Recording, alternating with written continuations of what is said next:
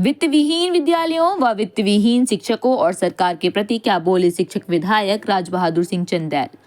जनपद कानपुर नगर घाटमपुर कस्बे के एक विद्यालय के वार्षिकोत्सव में पहुंचे शिक्षक विधायक राज बहादुर सिंह चंदेल ने वित्त विहीन विद्यालयों और वित्त विहीन शिक्षकों की दुर्दशा को देखते हुए अपने संबोधन में कहा कि 80% शिक्षा के क्षेत्र में भागीदारी देने वाले वित्त विहीन शिक्षकों की व विद्यालयों की दयनीय स्थिति बहुत ही खराब है। वित्त विहीन विद्यालयों में पढ़ाने वाले शिक्षक शिक्षा के क्षेत्र में अग्रणी भूमिका निभाते हैं, लेकिन उन्हें जीवन यापन करने के लिए पर्याप्त जीविकोपार्जन नहीं मिल पाता। देश के यशस्वी प्रधानमंत्री नरेंद्र मोदी जी ने समान कार्य का समान वेतन लागू किए जाने की घोषणा की थी, लेकिन दुर्भाग्य है कि शिक्षा के क्षेत्र में अग्रणी भूमिका निभा रहे शिक्षकों को जीवन यापन करने के लिए जीविकोपार्जन नहीं मिल पा रहा है। उन्होंने पिछली सरकारों की ओर इशारा करते हुए कहा कि वित्त विहीन शिक्षकों को पिछली सरकार में मानदेय देने की घोषणा हुई थी और उन्हें पिछली सरकार में धन आवंटन कर वित्त विहीन शिक्षकों को मानदेय देने का कार्य किया था, लेकिन वर्तमान में सरकार ने इन शिक्षकों और विद्यालयों की ओर ध्यान आकर्षित नहीं कर पा रही है, जिससे इनकी दशाएं अत्यंत दयनीय हैं।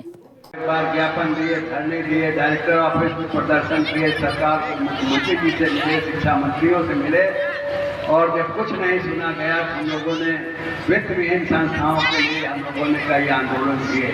अब फिर वित्त विहीन संस्थाओं के लिए भी हम लोग कह रहे हैं कि पिछला दिया हुआ मानदेय और पिछले हड़ताल पर जो हम लोगों ने मूल्यांकन बहिष्कार 13 में किया था, 15 में किया था और उसके बाद 19 में किया, तीनों मूल्यांकन हमारे बहिष्कार 100% सफल रहे और परीक्षाएं हुई, उनके मूल्यांकन नहीं हो सका। सरकार घबराई कि हमारे बोर्ड की छत खराब होगी, रिजल्ट परिणाम लेट होगा, समाज का विद्रोह होगा, गार्जियन बहुत नाराज हो गए, तो फिर हमारी बात माननी पड़ी। और अब अगले सरकार ने 13 में वादा किया था कि हम बहुत जल्दी कमेटी बनाएंगे। 3 सदस्यीय उन्होंने कमेटी बनाई, बहुत संक्षेप में मैं थोड़ा सा प्रकाश डाल रहा हूँ। और एक हमारा चीफ सेक्रेटरी जो उत्तर प्रदेश का है वो उसका चेयरमैन हुआ और तीनों विभाग के डायरेक्टर हुए। बेसिक माध्यमिक और डिग्री के जो डायरेक्टर होते हैं वो इसके सदस्य हुए। वो रिपोर्ट पेश हुई, उसमें चीफ सेक्रेटरी ने कुछ खामियां निकाली कि भाई ये इस रिपोर्ट में कुछ कमियां रह गई हैं, तो फिर 7 सदस्यीय समिति बनाई गई जिसमें उच्च परामर्श देने वाले लोग नहीं सम्मिलित थे। उच्च परामर्श देने वाले तीनों विभागों के फिर हमारे प्रमुख सचिव उसमें नामांकित किए गए। तो 3 डायरेक्टर, तीनों विभाग के प्राथमिक माध्यमिक डिग्री के हमारे प्रमुख सचिव, 6 और चीफ सेक्रेटरी उसका अध्यक्ष 7 सदस्यीय समिति रिपोर्ट बनी।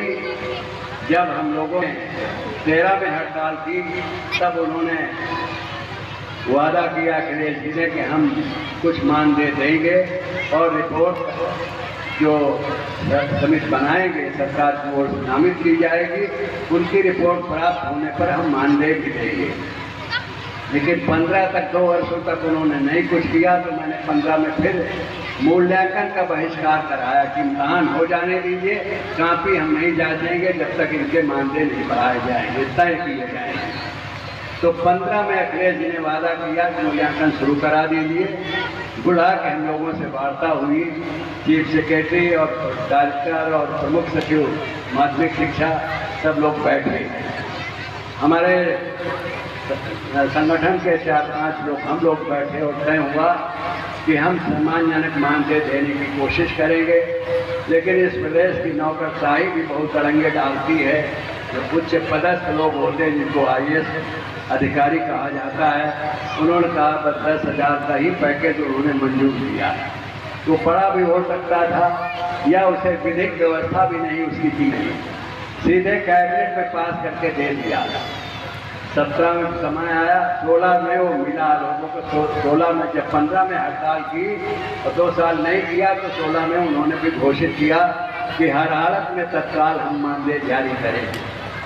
16 की रिपोर्ट 15 के बाद 1 वर्ष में रिपोर्ट आ गई और 16 में मानदेय सुनिश्चित करने के लिए फिर हम लोगों ने 15 में जब आंदोलन किया तो उनकी रिपोर्ट तैयार हो गई और जब तत्काल उन्होंने मानदेय कैबिनेट में पास कर दिया और जारी कर दिया। लेकिन वो मानदेय कैबिनेट के बाद विधानमंडल के सदनों से नहीं पास हुआ, इसलिए नई सरकार ने आते ही तोड़ दिया। यदि वो कैबिनेट से पास होने के बाद विधानमंडल के दोनों सदनों से पास हो जाता तो निश्चित रूप से वो लागू हो जाता, अनिवार्य बाध्यता हो जाती। अब इन विद्यालयों के लिए इस सरकार ने जब 17 में फिर इन लोगों ने तोड़ दिया तो हम लोगों ने हाउस नहीं चलने दिया। 2 बजे रात तक सदन में हम लोग बैठे रहे। हम लोगों के पुलिस के बल पर हमारे 5-7 साथी थे, सब लोग वहाँ से बाहर निकलवाया गया। जबरदस्ती इन लोगों को बाहर लाया गया, खींच करके लाया गया बाहर। और बाहर भी फिर चीफ सेक्रेटरी ने भी आके वादा किया कि मुख्यमंत्री जी ने कहा है कि ये वापस ले लीजिए, हम कुछ करेंगे। तब ये लागू हुआ था, लेकिन ये सरकार ने आते ही इसलिए तोड़ दिया कि विधिक व्यवस्था का नहीं, विधानमंडल के बाद कैबिनेट ने विधानमंडल के सदनों से नहीं पास कराया। कैबिनेट के पास प्रस्ताव है, इसलिए विधिक सम्मत नहीं मानते। लेकिन वादा किया तो हम लोगों ने 19 में मूल्यांकन बहिष्कार किया, पूरे प्रदेश में मूल्यांकन बंद हो गया। 19 में भी वार्ता तत्कालीन शिक्षा मंत्री डॉक्टर दिनेश शर्मा जी से हुई, तो माननीय तत्कालीन शिक्षा मंत्री जी ने कहा कि नहीं, हम इसे बढ़ा करके देंगे। अकुशल श्रमिक का मानदेय आज तो 22,500 करीब है, तब 15,500 था कि इतना हम देंगे प्रतिमाह।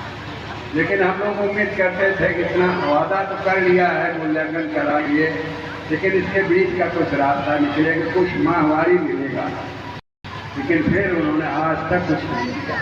19 की हड़ताल हुई, तब फिर वादा किया कि अब आगे देंगे। और सरकार चूँकि केंद्र और राज्य दोनों में स्थापित है, इसलिए सरकार निरंकुश है, अपने ढंग से चल रही इन विद्यालयों के पठन पाठन पर। इन विद्यालयों के शिक्षकों के लिए उस सरकार के खाते में पैसा नहीं है। तो दिक्कत है कि हमें सोचना होगा कि जब कभी इस प्रकार की बात मूल्यांकन बहिष्कार या किसी प्रकार का दबाव बनाने का हम लोग सरकार को प्रयास करें, तो हमारे साथी साथ देते रहे हैं, उन्हें जागरूक हों और साथ दें आगे चलकर।